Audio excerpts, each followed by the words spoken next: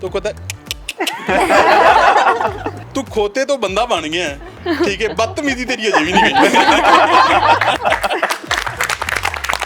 वैसे सर आप तो माशाल्लाह से बहुत घूमे फिरे हैं, तो वैसे आपको मालूम है कि all over United Arab Emirates में दुबई में कितनी गाड़ियाँ होंगी? Total number of cars? हाँ, I don't have an idea. मुझे भी पता नहीं है सर।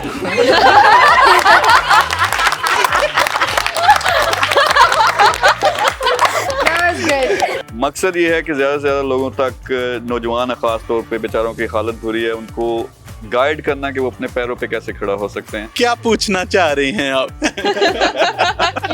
इसी टोन में। आप वर्क हार्ड करो, पेशेंस, एवरीथिंग, और सबसे ज्यादा passionate, you have to passionate about your work.